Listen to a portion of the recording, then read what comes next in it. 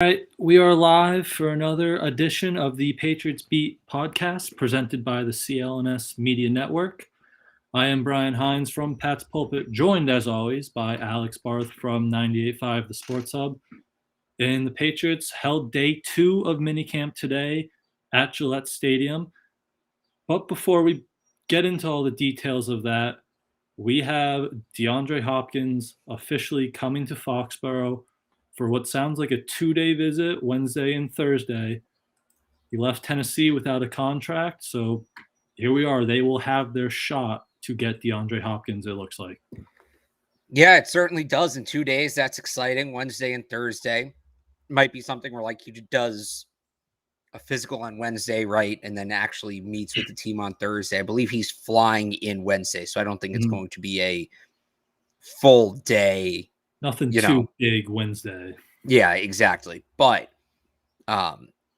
yeah, this is it. This is kind of what we've all been waiting for, right? And we can we can get into some of the stuff from practice today, but things still stand where they stand. This team needs a true number one wide receiving threat. Hopkins would bring that. He is available. They don't have to spend any draft picks. It's just money. Now, the one interesting report, part of the report this morning from Ian Rappaport and Tom Pelissero at NFL Network, along with the Patriots signing the Patriots meeting with Hopkins, is, I'm trying to remember the exact wording, but something along the lines of there are a lot. Hopkins has a lot of teams interested, right? And that's what they said. He moved on from Tennessee. He's going to meet with the Patriots, and there's a lot more teams interested in his services. Are there? Pay me. Right, exactly. Like if all these other teams are so eager, where are all the other visits?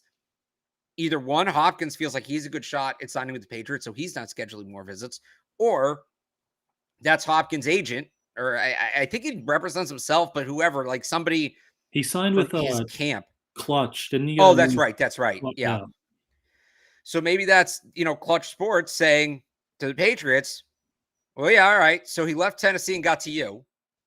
Don't think you're the last team in the chain. Like, don't think you can let him go and think about it, because there's so many other teams. You wouldn't believe all these teams. I can't even think of the name of any other teams because there's so many. Like, I'm so overwhelmed trying to think of just what, right? I don't know how big his market is, but I thought that was an interesting nugget within the report of him coming Wednesday and Thursday. So we'll see what happens. I'm all ready to bump into him when I go down to Gillette to do Catch 22 on Thursday. But this is it. Put up or shut up time. Here we go. I think we'll get, when I say I think we'll get an answer Saturday when you're on soon the enough. Right. So Saturday when I'm golfing, but when I think when I say I think we'll get an answer soon enough, if he leaves without a contract, I consider that an answer. It's not happening, right? Maybe we don't get an answer on where he's ultimately signing. And after that, I don't know what happens. Like, then maybe the Bills and Chiefs get involved again, because clearly the market's not there for him, which would be scary. But one way or another, we're probably going to have an answer by Friday. And it seems the other visits seems like that agent talk, right? Because he left Tennessee. If he got the deal he wanted in Tennessee, you assume he would have taken it, and he left. So now he comes here with an offer that says you have to beat this, and if the Patriots can beat that, you would think it would be a done deal. So yeah, if he leaves without a contract, that would probably be bad news, unless like there is no market, there aren't other teams, and he eventually just has to circle back to the Patriots or Tennessee in that option. Right. But you mentioned two other teams, if it gets to that point, Kansas City and Buffalo. Buffalo might be in the market for a receiver soon because they had some chaos, some fireworks going on. Stephon Diggs, he was there and then he wasn't there, and he wasn't at practice for the first mini camp. Sean McDermott said it was very concerning, and there was obviously some stuff with him as the season ended. He had the blow up on the sideline in the playoff game. He's had some cryptic tweets about not winning. So that's a murky situation, it looks like, in Buffalo, and that's a team going into the offseason, we said they need another receiver, and they drafted Dalton Kincaid in the first round. But if Diggs is on the fence or if Diggs is out, that's a bad situation for Buffalo, it looks like. Yeah, it's almost like things aren't perfect there. I wonder who was saying that for the last year and a half, that this whole thing was going to blow up in their face. And oh, the Bills, they're so fun. What a cute team. Look at, they all get along, and Bills Mafia and the culture. Oh yeah, where's all that when your best player, and he is your best player, is now trying to shoot his way out of town? There's really nowhere to go with this from either side. First of all, I've seen some people say that this today, that the Bills could now sign Hopkins to hedge their bets on Diggs.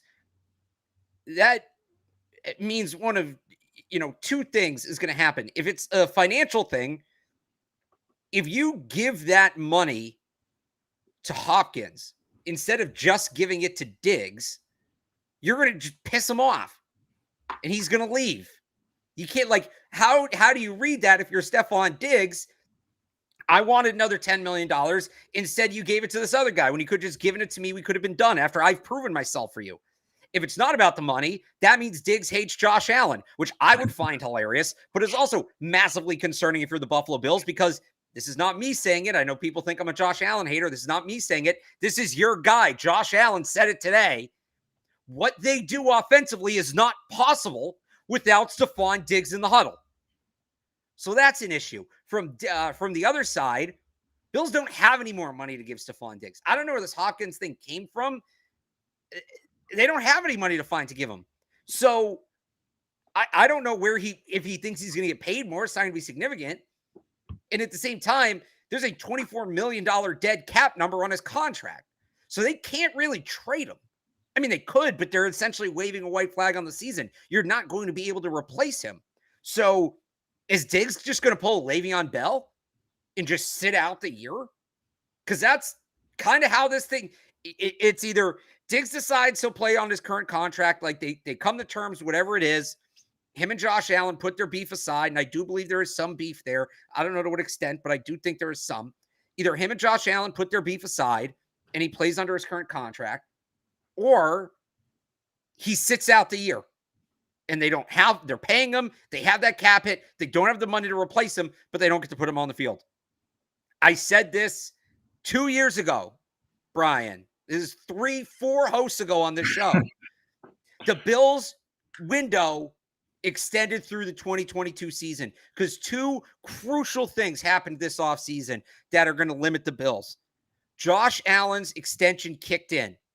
That did a major number on their cap. And I know people think the cap can be maneuvered.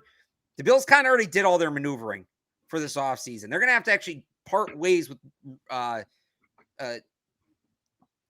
contributing pieces if they want to manipulate the cap again.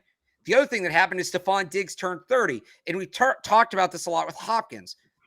30 generally is a pretty hard cutoff for receivers in their level of production.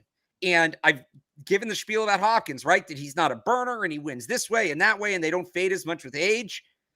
Diggs' game is the kind of game that fades with age. Yeah. So Bills fans should be very concerned right now. I don't know that this is the difference between the Patriots catching the Bills in the division in 2023. But all that talk we heard last year about the Patriots are so far away and how are you going to win with 10 years of Josh Allen and Patrick Mahomes and Joe Burrow and yada, yada, yada. I was saying it, and Herbert, I was saying at the time, all of those guys are not going to be dominant for the next decade. That list will get cut down. I don't think Mahomes is going anywhere. I don't think Burrow's going anywhere. Chargers, as long as they have that idiot coach, I'm not afraid of.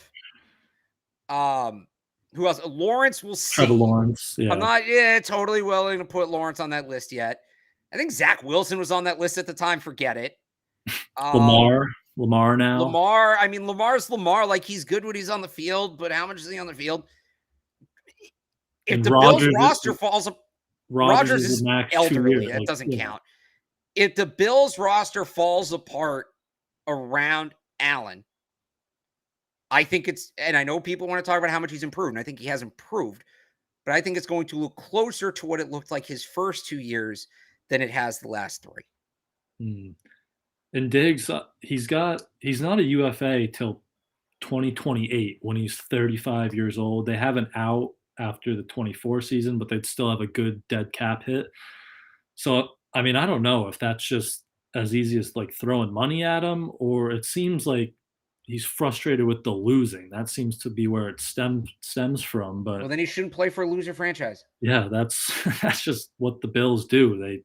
They lose. That's what they do. So interesting situation, and maybe that factors into DeAndre Hopkins somehow. But again, they seem cash strapped already, so I don't know where they'd be able to come up with the money to get him. So interesting situation in the AFC East. But we can get over to minicamp, or did you have anything more Bills hate to get before we jump to minicamp? No, I don't think it's, again, I am not the one telling you this. True. Don't tell me that I am being a hater of the Bills. Josh Allen is the one who told you today they can't do what they do offensively without Stephon Diggs. I'm not hating on the Bills. If anything, it's the opposite. I'm sitting here telling you Josh Allen is correct. Josh Allen made an excellent football observation. Josh Allen had a very correct take on the situation of his football team. That's not hate. Shout out to the guy for being right. I appreciate a good take. It's a great take from Josh Allen. They cannot be who they've been offensively the last couple of years without Stephon Diggs on the field. Josh Allen is absolutely right. I hope he comes back just so Christian Gonzalez can smother him. I mean, that would be fun too. That would be best case scenario. Yes. But we'll transition that into some minicamp talk where a lot of conditioning, it felt like a lot of special teams work today, but there were some competitive periods, and it was the defense in those periods for the most part. We talked a lot yesterday about how they can move all these chess pieces around the secondary. Matt Judon today called them unicorns, right? They have all these unicorns. They can move all these pieces around, and they kind of stole the show. And there's no pads, but the defensive line up front caused a lot of havoc today. So it was the defense today in the 11 on 11s.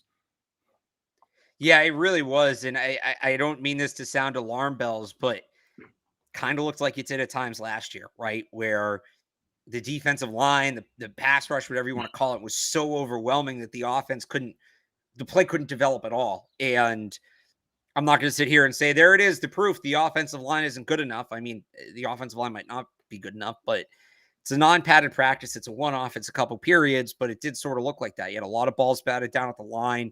You had a few sacks. This happened, by the way, against both quarterbacks, against both offensive units. I think the defense is getting ready to hit somebody. They're ready to put the pads on. They're getting frustrated because they were ramping it up today, and you saw the intensity bubble over at one point. Anthony Jennings got into it with City Sue. So, yeah, they're ready to get going. This was kind of one of those typical late spring practices where you can tell the attitude is just, hey guys, we got to start hitting. And the secondary, I thought Jack Jones had a really good day. He kind of was probably his busiest day, I would say, with the starters or first team. He was out there a lot. He had got his hands on some footballs. He had a really nice interception. He kind of peeled off a post and picked off a wheel route, kind of like the Detroit interception he had last year. So again, we talked yesterday, the Gonzalez, Jack Jones, John Jones, those are your three best corners if you can get them out on the field at the same time. And it was a good day for Jack Jones, I thought. And the other thing that's allowing them to do, we're starting to see Jonathan Jones play more deep safety. And those two developments kind of go hand in hand.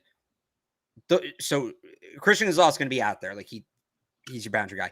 Jack Jones and Jonathan Jones are your next two best boundary corners, but they're very different stylistically. And some of this will probably be matchup based week to week. Like John Jones is going to man up Tyreek Hill when they play the Dolphins. I think we all know that. But just as a big picture, the other thing Jonathan Jones is he's the team's longest tenured defensive back. And he's a really, really smart football player with an intimate understanding of his defense. So when you put him, we talk about the loss of Devin McCourty, and a couple of players were asked about this today. Not just the loss of the skill set, but the communication, the leadership, the ability to make and facilitate adjustments. Jonathan Jones is probably the best candidate to take on those responsibilities just because of his football IQ and his experience in the system. But it's really hard to do that from the boundary corner because all of a sudden you're yelling, all the way to the All the other way. side of the field. Not only does he have a good skill set to play free safety, which I think he does, he has speed, he has the instincts, he's a very good athlete, but you put him in that spot where he can kind of communicate to everybody. I think that's where he should be playing this year. I do. I said that when they re-signed him back in March. For that to happen, because they are kind of thin at corner, because we talked about those three guys being the three main boundary guys, right?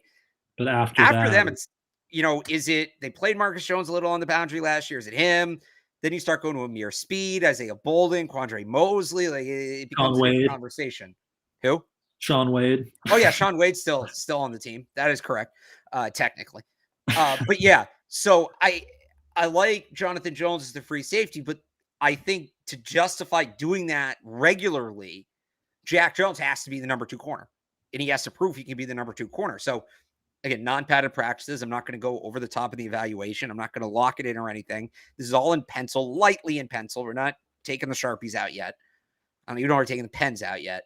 But all right, if Jack Jones is going to give you good reps opposite Christian Gonzalez, now Jonathan Jones can play free safety. And then you can put Marcus Jones in the slot. And now you have, you put Kyle Duggar wherever, right? And then that allows you to put Kyle Duggar and Adrian Phillips back in the box because Jonathan Jones is the back end. And now you have all your best defensive backs on the field, probably all playing their best positions. And what they're going to do, they're going to rotate everybody in every position. And I don't just mean rotate coverage after the snap. I mean, they are going to throw like every single defensive back is preparing to play every position right now. And I think they're going to use that. But 3rd and 10, game on the line, that should be the alignment. Gonzalez, Jack Jones, boundary, Marcus Jones in the slot, Jonathan Jones deep, Kyle Duggar, Adrian Phillips in the box.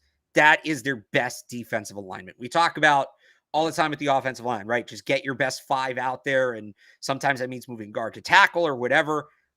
I almost feel kind of similar to the way we're putting this together in the secondary right now because they have so many versatile players. Just get your best 5 or 6 guys out there. And there are different permutations. There are different ways you can arrange that, and matchups will dictate some of that. But your 5 or 6 best guys, just put them on the field. Just find a way to get them all on the field and let them go instead of worrying too much about who should be doing this and who should be doing that and whatever. And you need that guy to replace McCourty from a mental standpoint, right? Like you could probably count on one hand the amount of pure coverage bust the Patriots had in like McCourty's tenure, because that just wasn't something they did because he was back there. And if John Jones, your longest tenured guy back there, that's probably where you would like him from a communication standpoint. Like you said, you don't have to have him on the boundary yelling across the field. He can organize everyone from that back end, and he obviously has the speed to the range to cover that. So yeah, if Jack Jones can take that role comfortably and they trust him, get your best 5, and John Jones could be that, safety net in the back. Yeah. And then let you sell Jabril Peppers and Jalen Mills, so you can kind of Belichick mix in as well. Jabril Peppers got some Belichick love today. He did. Yeah, he did. So he'll factor in too. That's the thing, you have depth. So because last year, when Kyle Duggar went down, that really hurt them, especially with guarding tight ends. And obviously, Jalen Mills got hurt and they were really struggling to get enough corners out there and all that. The depth is there too. We should mention and Mills, a guy that can play corner, right? So you have him at corner, you have him at safety. We have seen Jabril Peppers get a little bit of work at boundary corner. It's a position he played in college. I'm not sure how much I want him playing boundary corner in the NFL. Maybe there's certain, the one thing is, do you remember last year they did this against T. Higgins? I think they started doing it late in the season. I'm trying to remember the other receivers they did it against. Like when he pressed the guy at the line, and then they would have Kyle Duggar, because he's just so big and strong, just press the crap out of the receiver at the line and then essentially pass him off, but just to delay him. Because Marcus Jones isn't pressing T. Higgins, he's not pressing Devontae Adams. That's not going to go well. So they would throw Kyle Duggar up there, have him jam the receiver as long as he could, and then bounce back. So maybe that's just what it is with Peppers, because he's a guy that certainly could handle that role. Because you got to be athletic enough too to kind of get back and go and then go into what your actual assignment is. But they're going to be able to move everybody everywhere. It's going to be sick. I think he did that in the Buffalo home game. He did that against Diggs a few reps, Did I they do that believe. against it? They did it. They started doing that late in the season. I know they did Yeah. it a couple times. I tried. Higgins is the one I remember because that was the obvious one because they had Mhm. no corners that week. And Higgins is obviously this massive, imposing figure. And it's like, what the hell are they going to do? But I wouldn't be surprised if that tactic, among many, comes back a little bit this year. And you see Kyle Duggar and Jabril Peppers playing boundary corner and just mugging guys, not letting them get off the line as long as possible to help out the pass rush. So yeah, the defense won most of the competitive periods. Big performance defensive line causing, a lot of bad passes. They blew up a few screens, which transitions to the offensive line. Trent Brown was there, but he didn't partake in any team drills. He was limited. So it was Calvin Anderson at the left. Connor McDermott seems like the first man up on the right side. Riley Reef has rotated in a bit on both spots, but that offensive tackle depth seems like the biggest question mark on this team right now. Unfortunately, we weren't able to see Trent Brown, how it looks with Trent Brown, but there's definitely some question marks at that tackle position still. It does feel like their, left tackle is going to be Trent Brown, and they're trying to figure out what they're going to do at right tackle between Riley Reef and Connor McDermott. I don't necessarily feel great about that because I think both of those guys are, Reef was a really good player 7-8 years ago. He's 34 years old now. Prime, yeah. And Connor McDermott is serviceable. It could be worse. Again, I've said this before, they were 20 minutes away from putting James Ferentz out there at left tackle last year against the Bills at home. But it does feel like Trent's going to return on the left side where he probably should be. And then they just got to figure it out on the right side. So that's where the DJ Fluker workout's interesting because he's a right tackle. I think they're going to let McDermott and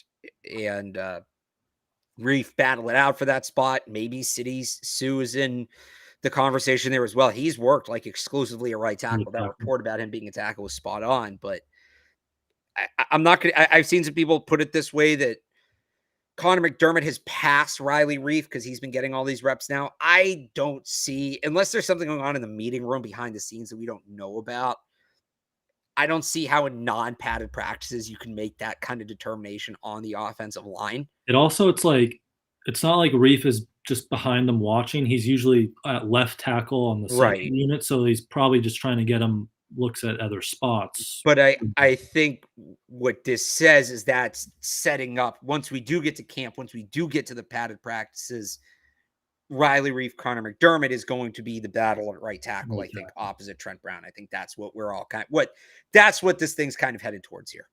Mm-hmm. And behind them at the quarterback position today, Bailey Zappi got his first, from what we saw, his first run with the ones. He got 1 period in 11s. Like Mac, it wasn't a great period. They didn't have much success. Defense was, won the day, but Zappi got some reps there. You reading into that at all? No, I'm not. It's 2 drives over the course of an 8-day session of spring practices. You got to get everybody experience with everybody at some point. Mac Jones worked with the 2s as well. I think that's just to get everybody a little familiar with each other. It's not like Bailey Zappi blew us away. He didn't score a touchdown on either of his drives when he was with the first team. No, I'm not reading into that. No quarterback competition yet. We're not going there yet. Everybody can calm down. Yeah, I'm with you there. It's still going to have to be get the pads on, get in preseason, and either Mac just has to look horrible or Bailey just has to blow everyone away, which neither of those have happened yet through a few non-padded practices. So doesn't look like we're headed there yet. And then receivers, we talked DeAndre opening up, but still no Juju, still no Tyquan, as we kind of expected at this point. Doesn't seem like they're in a rush to get those guys back with the injuries, but they're thin there. It looks like they're thin. It's a lot of Kendrick Bourne, a lot of Devontae Parker with that top unit. Ty Montgomery is getting a lot of work behind them. So where are you kind of at right now with the Hopkins visit on the schedule coming up, with the injuries? How are you kind of looking at this receiver room as a whole? Well, Parker Devontae Parker, I think, has heard the rumors because he came out today, made a couple of really great catches, and then was asked about DeAndre Hopkins after practice a couple of times. And I think the first time he said, "We're focus on the guys that are here," and then he even dropped a couple next questions. So he's heard it. I don't think he likes it. He's obviously going to be the odd man out. I still would like to see them add somebody else. Again, they need to bump everybody down a step from where they are. Juju becomes your number 2. Bourne and Thornton start getting number 3 coverage, right? And on top of that, guys can't stay healthy, right? They're down 2 receivers right now, and it's June 13th, and they're down Juju Smith-Schuster and Tyquan Thornton. So they need all the wide receiver. Kendrick Bourne said it, and I know this isn't what he meant, that we'll take all the help. We need all the help we can get. He was right. They need all the help they can get at that position. So, Parker looked good today. Great. Awesome. A lot of people, I shouldn't say we, because I was pushing back on this. Evan got all excited about Tyquan Thornton after that first practice. No, I said be patient. We'll see what happens. He hasn't been on the field now in a couple weeks. They need more. They simply need more wide receiver. Yeah. Parker, his best play was in the early 7-on-7 drill, what he does best. It was a high ball fade, and he went up and over Jonathan Jones, back corner of the end zone, brought it down. There were some good moments in that 7 drill. He had that. They had, was it Henry or Gesicki? Mac had a really nice kind of one of his Hunter Henry. That was a great throw. Like one of his infamous downfield touch passes right into the bucket for Hunter Henry. And those tight ends, again, still very prominent. And whether that is just they're down all these receivers or not, it looks like that tight end package is going to be just huge, that 12 personnel. Yeah. Yeah. I think that, and we talked about this. I forget, the shows are running together now, but whenever it was, is it 12?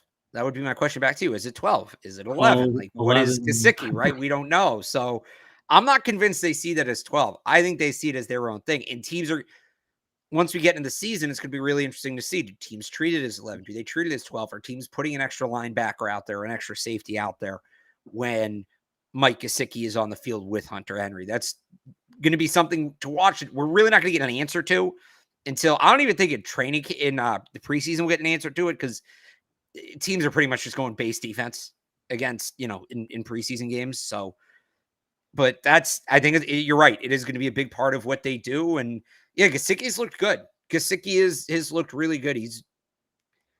I know we pass catching tight end, you think of him as being a more athletic guy, but just seeing him in person, he's a lot more athletic than I think I gave him credit for, or I realized. So they've added athletes everywhere. That's been the theme of the last 2 off seasons. And it seems like Gesicki's another one. And Bill hinted at another kind of positionless player this morning when asked about Scotty Washington, which we kind of talked about that third tight end battle yesterday. They're going to get these guys on the practice squad, but that was just kind of interesting because he has that mold of Mike Gesicki. He's an inch shorter and only 3 pounds lighter, I think it is. And like Bill has said about Gesicki, he said this morning, he doesn't have a position. He's right. He has a receiver background. He's technically at tight end right now, but it was funny. Right before I got on the show, I was on Twitter, and Devin McCourty was talking about this. He's like, Scotty can play, and he had some few good scout team reps throughout the year last year.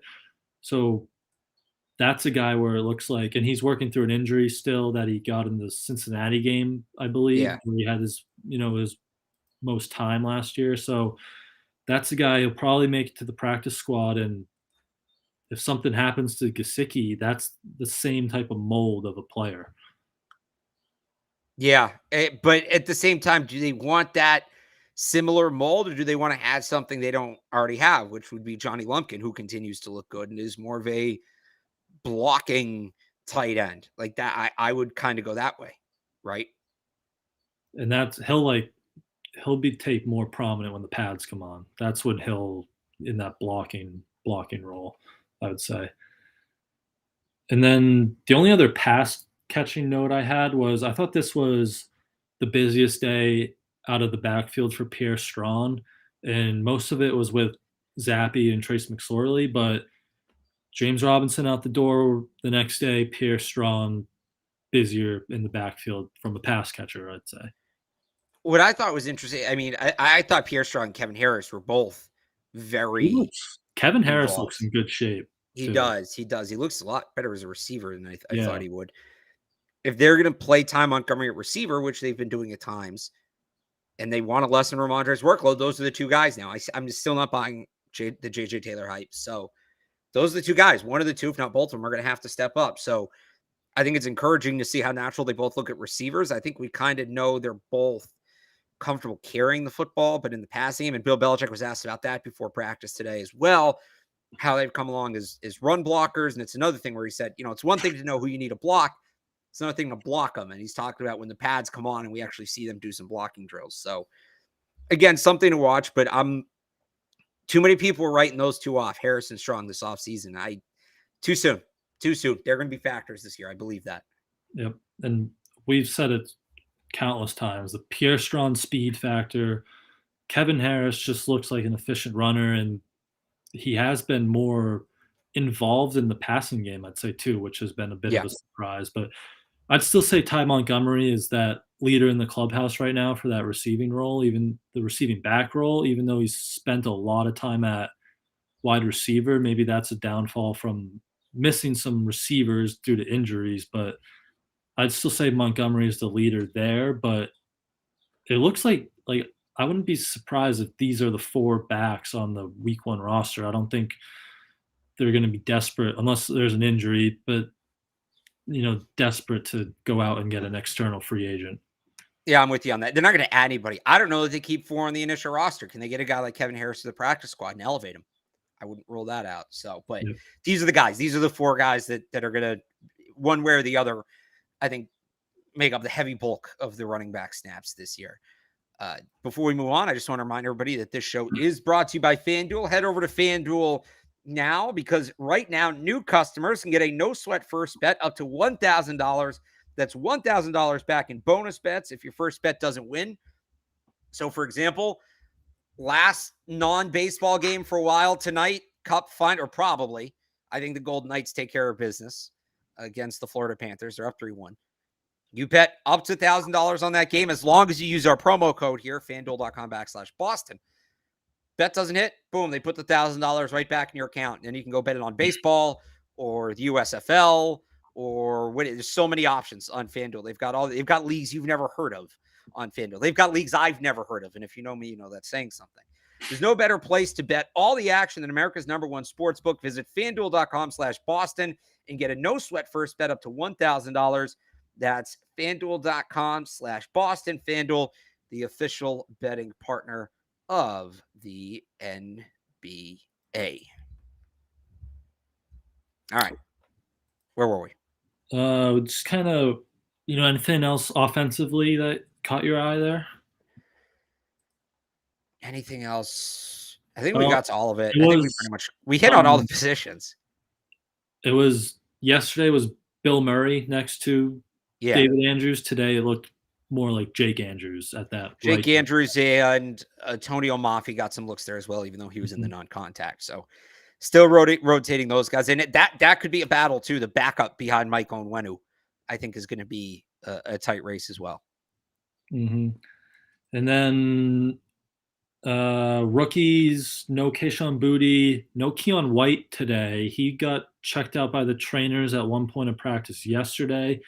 He still talked to the media after, so probably nothing too serious. That's a guess, but no Keon White today. Yeah, the Boutte one's more interesting to me, the Kayshon Boutte one, because he feels like such an obvious Foxborough flu guy and setting up that way, right? So we'll see what happens with him. And in that rookie injury bucket, we'll take our Mac Jones buckets out. Bryce Behringer ditched the visor, unfortunately, back in the rec specs, and he punted today. Yeah. He only got a few. He lost one on a bad snap from Tucker Addington, but you had the hang times, I'm guessing, right? Yeah, they were pretty good, kind of coming back to Corliss Waitman looks really good. I'll say that. I didn't expect much from Corliss Waitman. he led the league in punts last year, but most of his like averages and metrics were in the bottom half to the bottom third of the league. But he's looked good. He's come out and he's looked good to start. So I think he worked on his game, working with Joe Houston, who's a kicking specialist, the Patriots assistant special teams coach. That's a real competition. I had Behringer going in just because you got him on a 4-year contract. He's a rookie. Do you really want to give him to the practice squad and do all that? But man, if I decide today, I think I'm going Corliss Waitman as the week 1 punter. Yeah, I'd say he's looked more impressive so far. Yeah. I'd agree with that. And I believe it was Ryland handling most of the kickoffs in competitive kickoff drills. It looked like it, but it was mostly Folk the other day. So that may be, instead of having them alternate rep to rep, they may be alternating day to day, which makes more sense for something like kickoffs. Yeah, definitely. But I mean, that's pretty much all the positions. Any other thing? Anything else you got? Edelman was at practice today, so that was cool. I don't think he's suiting up anytime soon. Who else? James Franklin was back. Was James Franklin? I was looking. I didn't see him. I didn't look that hard. He talked with Bill again a lot today. So does Bill finally draft a Penn State guy? Is this what this is building to? It's the tackle whose name we don't know how to pronounce, but hopefully, because that's the guy they need. Yeah, it's hey, James, why'd you give him to go back to school? We need him. Then again, then they don't have Christian Gonzalez. And I'll take Gonzalez. Yeah, they can get the best tackle and the best corner in the 2023 NFL draft. They just got to wait a year on one of them, right? So, I think that was pretty much it. I'll say one other thing too. This is kind of random, but I've gotten a bunch of questions about this. Aaron Dobson and LeGarrette Blount being at practice, and they're there as part of the Bill Walsh Coaching Fellowship, which is meant to help get minority coaches either coming from the high school or college ranks or former NFL players into coaching careers. And again, the two guys there right now for the Patriots are Aaron Dobson and LeGarrette Blount. They've gotten coaches out of this fellowship in the past. Just off the top of my head, Ross Douglas, Billy Yates, Vangelo Bentley. I think there's some others. There's Keith Jones, who's their Is Keith Jones on the fellowship? Okay. Yep. So there are more. Those are just the ones off the top of my head. And Dobson already has a coaching job lined up. He's going to be an offensive analyst at his alma mater at Marshall in the fall. Blount doesn't have anything lined up. He's just kind of hanging out, which is kind of cool. It's very LeGarrette Blount, but the idea is maybe he's looking for a coaching job and he wants this on his resume or whatever. But I know people are like, why is Aaron Dobson there? Like, he wasn't good. Get him out of there. One, the first thing I'd say to those people is, yeah, because Kevin O'Connell was a great quarterback, right? And all these other Zach Robinson, who we all wanted to see here, right? As a consultant, as an offensive consultant. Cliff. Such a good quarterback. The Patriots never tried to move in wide receiver or anything. Cliff Kingsbury was such a good quarterback, right? That's the first thing I'd say. And by the way, how awesome would it be if, like, the exorcism of the Patriots wide receiver drought was Aaron Dobson becoming this wide receiver coaching guru and just turning all of these 6th-round draft picks into studs? How awesome would that be? But he's going to Marshall this fall, so that we'll at least have to wait. But I also think, looking at the players, Bill doesn't really owe Aaron Dobson anything. Yet he's inviting him in and he's teaching him, and Dobson has worked with Bill as well as other members of the coaching staff. I think if you're a current player and you look at that on the Patriots or not, you say, all right, he respects his players. He clearly respects them as people. It's not just like, hey, you're here to play football for me. They come back and he's trying to help them get the next stage of their life started. I honestly think it's a really good thing for Bill to do. And he kind of talked about it a little bit yesterday, but I don't know. Yes, it's funny that Aaron Dobson is back at Patriots practice. It is objectively funny, but I don't think it hurts. If anything, I think it helps. It helps Bill, just earn some respect with the players, and it's good to see. So, best of luck to Dobson and Blount. And I'm definitely going to be interested to watch Marshall this year. I actually see if Marshall has any interesting draft prospects, but we'll see where LeGarrette Blount ends up. I'd love him here. So I will say, Bill O'Brien's the quarterback's coach. Evan Rothstein's the assistant. Troy Brown's the wide receivers coach. Ross Douglas is the assistant. Adrian Clem's the offensive line coach. Billy Yates is the assistant. They the only two spots they don't have an assistant coach for on offense are tight end, but that's like 3 guys, and running back, where it's Vinny Sunseri, who played safety in college, was not, didn't play on that side of the ball. Assistant running backs coach LeGarrette Blount, I think, would make a ton of sense if that's the road they want to go down. And he gets to learn and build his resume, and they get another guy in the room who has played, which I always think is valuable. So, especially when you're grooming 2 younger, 2 draft picks last year, that would be valuable. I mean, and neither of whom who are anything like Blount, but yeah, his energy and we've heard current Patriots offensive linemen talk about how Adrian Clem played for Dante Scarnecchia, and they can get, like, they see, even though it was 20 years ago that he played for him, they see the Dante Scarnecchia impact in Adrian Clem as a coach. Garrett Blount played for Ivan Fears, who we know is widely loved by everybody on the team, not just the running backs, but you could maybe get that same sort of thing where he's going to bring an element. And did you ever get to cover Ivan Fears, Brian? I don't know if you ever did. No, not really. Ivan Fears, I could listen to Ivan Fears talk for like 4 hours. He's just the man. The way he just gets it. He just gets it. I love listening to him talk. He's a fun guy. He's an insightful guy. He's a smart guy. If you can get somebody who played for him in, that would be very cool. By the way, Marshall currently has one projected member of the 2024 draft class, projected day 3 running back, Rasheen Ali, who I know nothing about, but I guess with the Aaron Dobson connection, put him on the board. Just wait. Dobson will cook up some wide receiver guru or something at Marshall. He did. Okay, so hang on. We're learning here. Rasheen Ali, we're going to do a little draft talk here. In 2021, so this is 2 years ago, by the way, 6 foot, 200 pounds, ran for 1,400 yards and 23 touchdowns for Marshall. Had another 300 yards, another touchdown receiving. That's a monster year. They love their productive college running backs. Last year, he only played 3 games. I'm going to guess he got hurt. He's still 273 yards in 3 games. Yeah, they love their productive college running backs. So, Rasheen Ali, first guy on the board, first guy on the Pass Beat draft board for 2024. The Penn State offensive tackle was first. And actually third, because when I was watching Demario Douglas after the draft, I don't think I mentioned him on the show, but I had him to my board. When I was watching Demario Douglas after the draft, Liberty's running back, whose name is escaping me right now, certainly has a lot of wiggle in his game. So he's a player to watch. Day Hunter is the guy I'm thinking of. A lot of running. Is next year Ramondre's contract year? Yes. Yeah, so get those running backs on the board. So there we go. Yeah. All right. I think we pretty much hit it all, unless you got anything else for us. No, I think that's pretty much it. Again, it was kind of a, we're getting to the end of this thing now. There's only so much you can take out of this this time of the year. We'll kind of go big picture tomorrow. We'll talk about tomorrow's practice, but we'll also sort of, all right, well, this is where we're at as we head into the dead period and start setting the stage for training camp and things like that. But yeah, this is kind of the second to last day of school. So it's funny. People think of this as like the start of football. We come out to OTAs and minicamp. People like, football's back.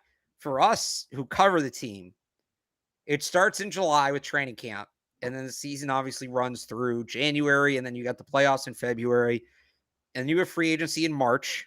And then the draft in April. And then this stuff starts 2 weeks after the draft. This is kind of the end of our season, not the beginning. Like, this is... The next month is like the off season. Right. The next month, like, is our summer vacation. So even though it's kind of overlap, like, I wouldn't consider this a part of the 2022 season. As much as this feels like the start of football season for some guys, this is kind of, for me, it's all right. There's the light at the end of the tunnel. There we go. It started back in July.